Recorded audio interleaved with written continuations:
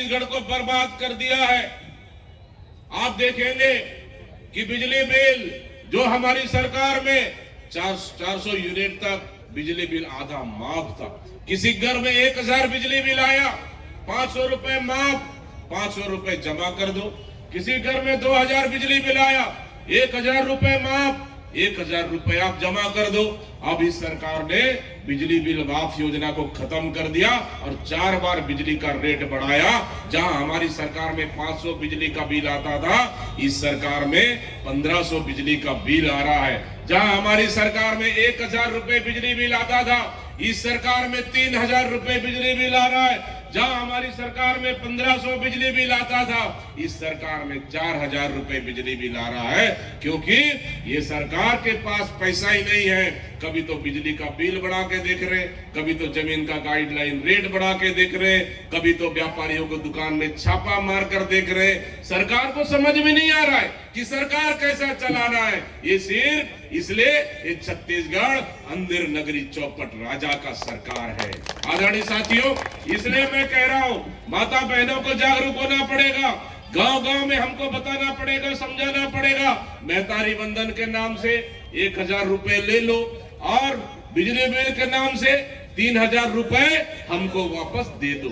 यही चल रहा है पूरा प्रदेश में। इसलिए हमको माता बहनों को बताना पड़ेगा, 1000 रुपए ले लो और 3000 रुपए वापस हमको दे दो। यही चल रही है इस सरकार में। अब 1000 रुपए आपको दे देंगे, 3000 रुपए आपसे ले लेंगे, तो फायदा में कौन है बताओ? छत्तीसगढ़ की जनता फायदे में है कि सरकार फायदा में है? कौन फायदा में है बताओ? कैसे में फायदा में है सरकार?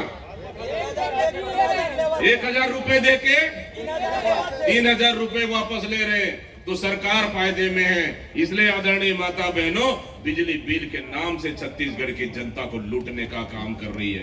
जमीन का गाइडलाइन दर इतना बढ़ा दिया है कि जमीन का कीमत उतना नहीं, उससे ज्यादा रजिस्ट्री का रेट हो गया है। इसलिए न जमीन बेचने वाला बेच पा रहा है, न जमीन खरीदने वाला खरीद पा रहा है। जो खरीद लिया है वो आधा अधूरा में लटक चुका है, वो न इधर का न उधर का। सरकार को समझ में नहीं आ रहा है। आदरणीय साथियों, इसलिए जमीन का गाइडलाइन रेट भी आसमान छू रहा है। ये सरकार की फेलियर है।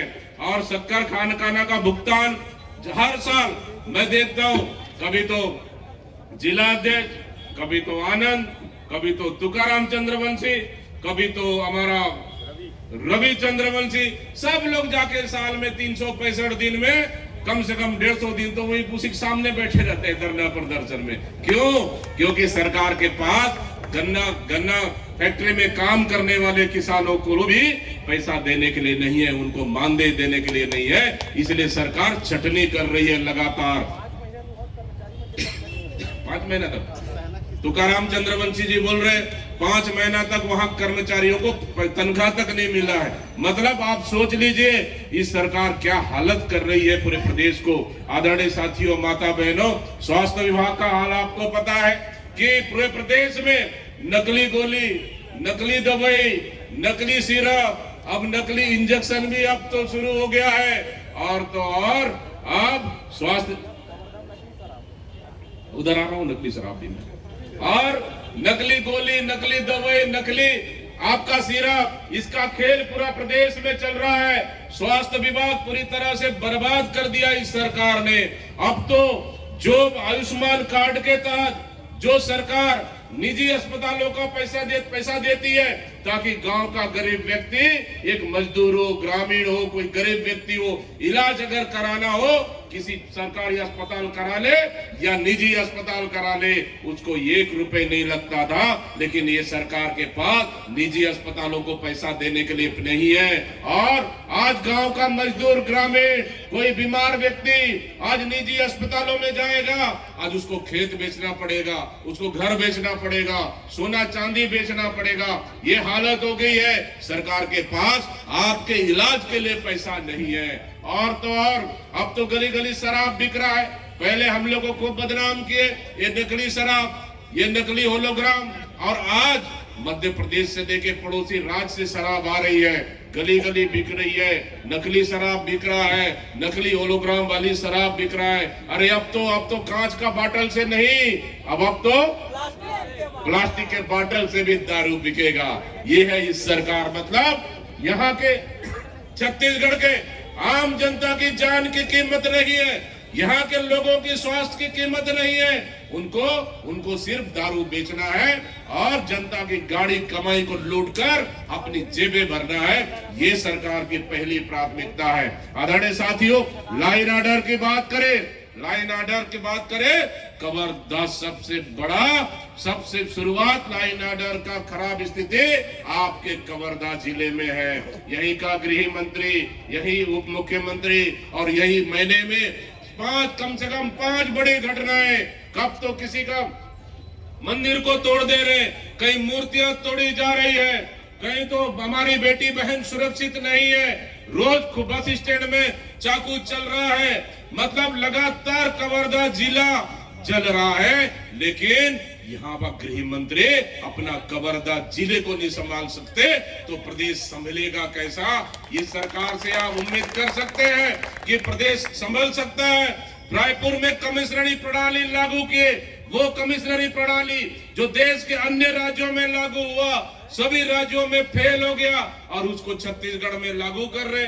जब से कमिश्नरी प्रणाली लागू हुआ, रोज हत्या, रोज लूट डकैती और बढ़ गया है गैंगवार। इसलिए मतलब कुल मिलाकर लाइन ऑर्डर खत्म हो चुका है।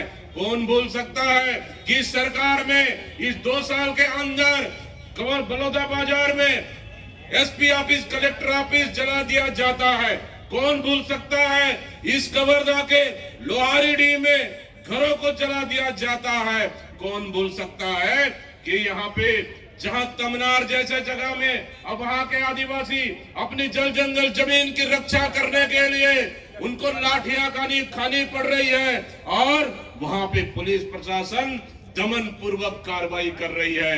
और कल की बात करें आप गरियाबंद के पिंगेश्वर में 2 घर को जला दिया गया मामूली विवाद में। मतलब इस सरकार में पूरी तरह से छत्तीसगढ़ जल रहा है। छत्तीसगढ़ को बचाने वाला, छत्तीसगढ़ को सुरक्षित करने वाला, छत्तीसगढ़ के आम जनता को देखभाल करने वाला कोई नहीं है, क्योंकि ये सरकार पूरे भगवान भरोसे चल रही है। आदरणीय साथियों, अब मैं आता हूं धान की ओर। अभी धान खरीदी खत्म हो गया। 31 तारीख को हम लगातार मांग करते रहे कि सरकार बड़े दावा किया, बड़ा वादा किया कि हमारी मोदी की गारंटी है, हम 3100 में धान खरीदेंगे, 21 कुंटल धान खरीदेंगे। अरे दूसरा साल में ही सरकार का पसीना छूट गया है।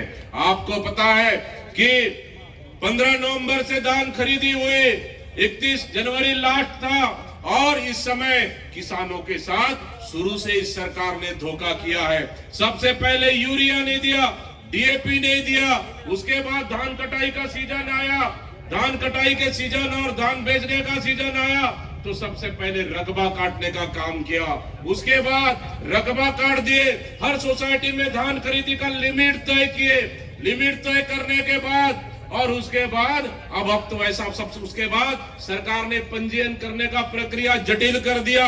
पंजीयन हुआ नहीं, जिनका पंजीयन हुआ बड़ा मुश्किल से टोकन मिला, कई लोगों को टोकन भी नहीं मिला, जिसको टोकन मिला उसका धान सरकार खरीद नहीं पाई। और अब तो ये हो गया कि अब जिसको जो आवेदन दे रहा है उसके घर में जाके पटवारी या तहसीलदार या फिर और कोई ग्राम पंचायत सचिव उसके घर में